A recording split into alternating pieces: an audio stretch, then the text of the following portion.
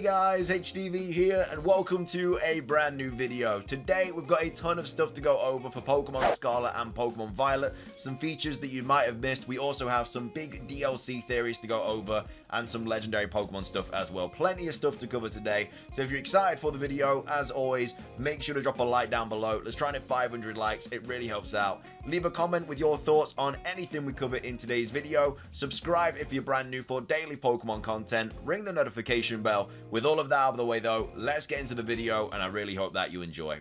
So, starting things off, we have this tweet by HHjan, who made a really cool discovery, and basically they tweeted out saying, I'm sure some people had already pointed this out. In Japanese, Mayagoza and Artisan, which is of course two of the town names in Pokemon Scarlet and Pokemon Violet. We know of this one because Nintendo of America tweeted it out, and then this one was revealed in the latest trailer for the Generation 9 game. So yeah, two of the towns are obviously Megas. I don't know if it's called Mayagoza or Mezagoza, but yeah, this is the big town in the middle, which obviously we saw in the first gameplay trailer, and then this is the town of the grass gym leader. Anyway, respectively, they are called Table City and Bowl Town. So their names in all languages have table and bowl in their root words. So in every language, these basically have a reference to like tables and bowls and stuff like that. So likely all towns will have a theme of things you put on a table. So this isn't like the first case we've seen of this, because obviously back in Pokemon Red and Blue, all of the towns are named after the color palette. So you have the palette town, which is obviously the color palette, and then, you know, Viridian, I'm trying to think of them all, Cinnabar, Pewter, Cerulean, like they're all different like shades of colors and stuff like that. So that was like that kind of theme. But now for this theme of the Generation 9 games, we have things that you can put on a table, or it could just be to do with like fruit and stuff like that. Like you obviously have a fruit bowl, you can have a fruit bowl on a table and stuff, because of obviously like the grape and the orange and stuff like that.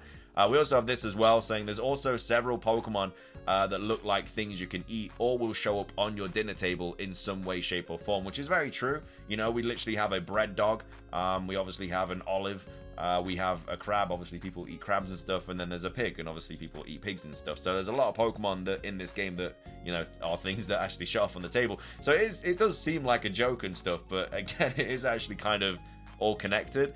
But either way, Game Freak must be pretty hungry when they were working on Scarlet and Violet. I wouldn't even be surprised if there's a sushi Pokemon in this generation. So yeah, there's probably a few other Pokemon that you can probably eat and stuff, and there would be like things that you'd likely to be eating and stuff on a dinner table. But yeah, it wouldn't surprise me if a few of the other towns are kind of referenced as like table things and things you can put on a table and stuff, and potentially fruit as well.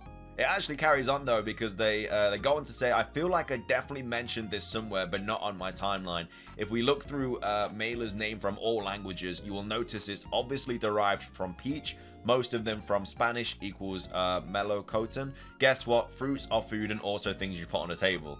So again, still feels like a massive joke, but the fact that like one of the bosses is named as like a peach, and obviously the schools are like orange and grape, it's just kind of a fruit that's kind of like the outsider, if that makes any sense. The huge joke here is that we are studying in an academy named Orange or Grape. Peach is obviously a fruit that's neither orange nor grape. This is why she isn't really comfortable in the academy and decided to become a rebelling student in Team Star.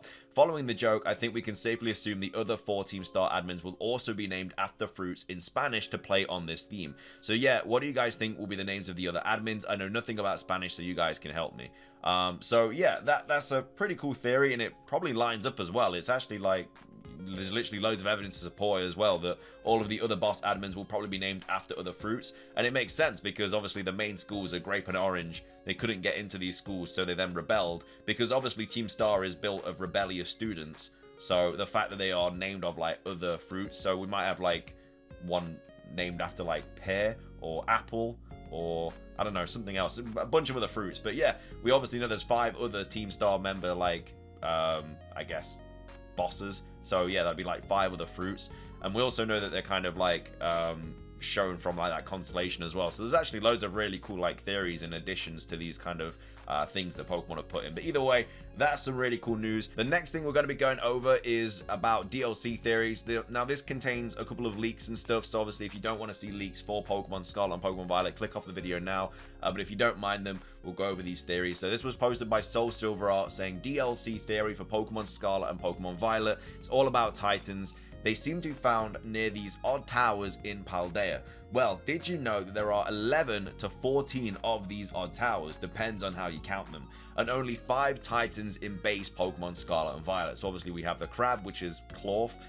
Is that his name? I can't remember off the top of my head. We also have the big bird, which is dark flying. We have the sushi dragon and the catfish, which is like a pear. We have the Paradoxmon, which is going to be a Titan.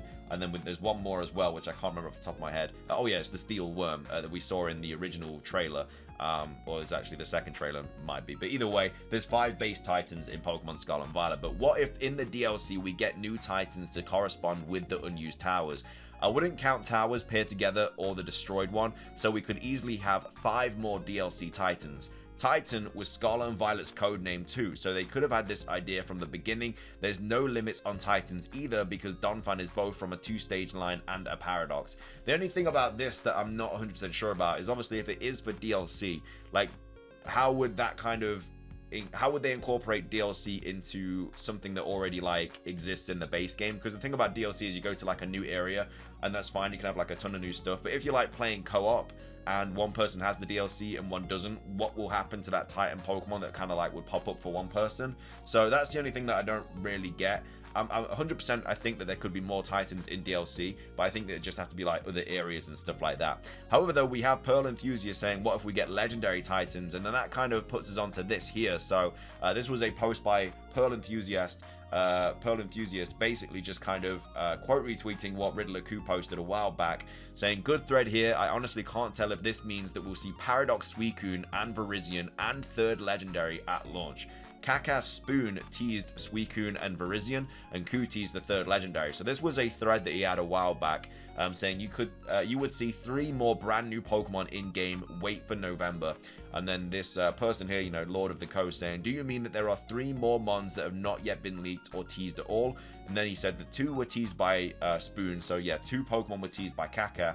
Interesting. So 1 was not teased. Does this mean the final Pokemon count is higher than 105? Thanks for answering. I teased 1, you would see all 3 by then. So as we know, the Paradox Suicune and Virizion is either scrapped or it's going to be in the DLC, as well as the 3rd Legendary. But this could actually mean that, you know, we could get legendary Titans, which I think would make sense because they would be like the hardest ones to beat. And it's not necessarily like a raid, but I think it would be a really cool addition to the games if we did get legendary Titans. But I think that could be what Riddler-Ku was actually talking about, and he could have been speaking about Paradox Suicune and Virizion and the 3rd Legendary. So yeah, really good shout from Pearl Enthusiast, and that could exactly be what Riddler-Ku was kind of talking about there.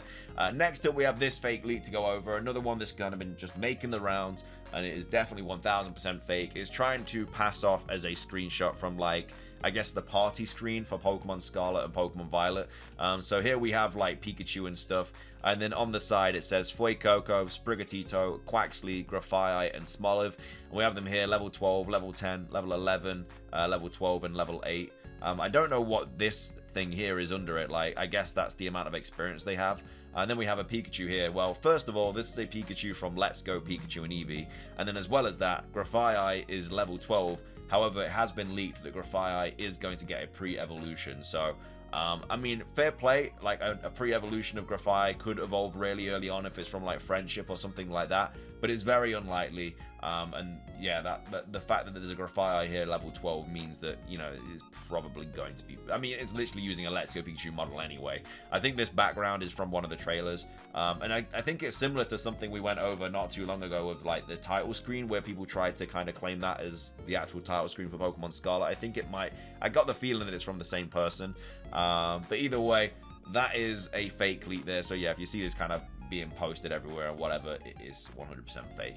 The last thing we're going to go over for today's video is this whole Pokemon Nuzlocke thing. So this was like a bunch of drama kind of going off, saying that, like, the Pokemon Company saw people that Nuzlocked Pokemon games are the same as like hacking it and stuff, which obviously is not true. Like, Nuzlocking is just kind of rules that you put into the game without having to hack it or doing any third-party stuff to it. It is literally just playing the game in a way.